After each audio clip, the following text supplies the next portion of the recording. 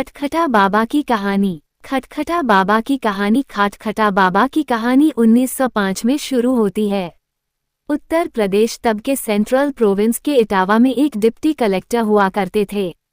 उनका नाम था पंडित शिव प्रसाद चौधरी। वे मूल रूप कश्मीरी पंडित थे। उन्हें मिस्टर सपरू के नाम से बुलाया जाता था।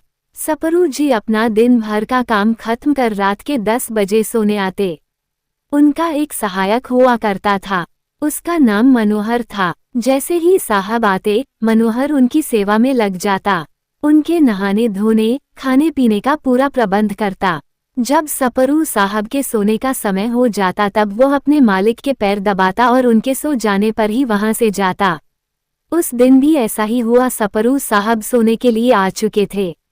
मनोहर उनके पैर दबा रहा था।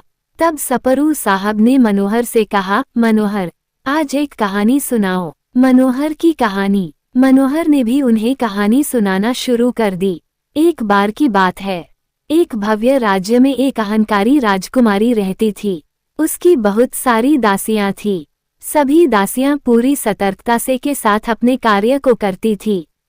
उसकी एक खास दासी थी जो उसके बिस्तर को प्रतिदिन साफ सुथरा करती, सजाती एवं उस पर इत्र लगती।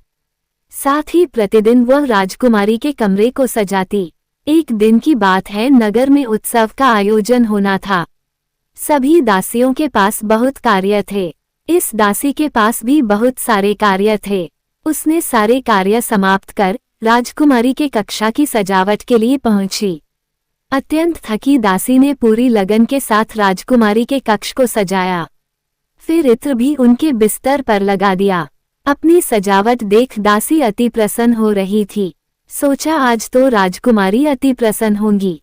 दासी को मिला दंड। फिर उसके मन में ख्याल आया कि क्यों न मैं भी एक बार इस बिस्तर पर सर रख कर देखूं कि इस पर सोकर कैसा लगता है। दासी अति थकी हुई थी। साथ ही कमरे में आ रही ठंडी हवा ने मानो लोरी का काम किया हो। दासी को पता भी नहीं चला कि उसे कब नींद आ गई। उसके सोते ही राजकुमारी वहां आ गई। राजकुमारी ने दासी को अपने बिस्तर पर सोता देख अपना आपा खो दिया। राजकुमारी के अहंकार को ठेस पहुंची कि मेरे बिस्तर पर कोई दासी सो रही है। वह चिल्ला उठी, रे दासी, तेरी औकात की तू मेरे बिस्तर पर सोए। तुझ जैसी को मेरे कमरे में आने की अनुमति है, वही पर्याप्त है, और तूने मेरे बिस्तर पर अपने नीच देह को रखने का दुस्साहस किया। तुझे अभी के अभी यहीं 60 कोड़े मारे जाएं। दासी की माफी और हंसी। दासी राजकुमारी के पैरों में गिरकर जीवन दान मांगने लगी। बोली, राजकुमारी, मैं 60 कोड़े का दर्द नहीं सह पाऊंगी। मुझे माफ कर दीजिए। मुझसे गलती हुई है, परंतु आप मुझे गलत समझ रही हैं।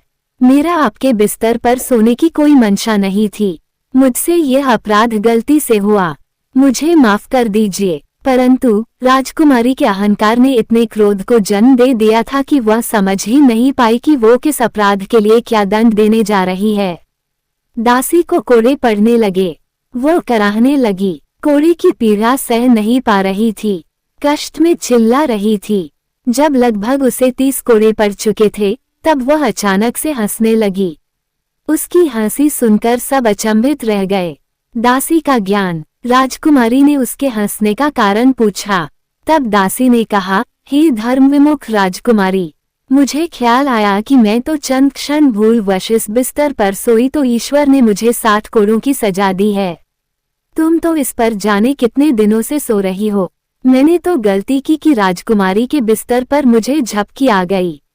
इसके लिए मुझे अपराध अनुकूल दंड भी मिलना चाहिए, परंतु ये दंड तो नीति विरुद्ध और अहंकार अनुकूल हैं। तुमने अन्याय किया है। तुम्हारे इस अपराध का दंड जाने कैसा होगा। मनोहर कहानी पूरी भी नहीं कर पाया था कि सपरू साहब विचलित हो अपने शयन कक्ष से बाहर निकल आए। मनोहर भी पीछे पीछे भागा। मनोहर अपने मालिक से पूछता रहा, साहब, मैंने कुछ गलत कह दिया क्या? मुझे क्षमा कर दीजिए। साहब घर से बाहर निकल एक वृक्ष के नीचे जा बैठे।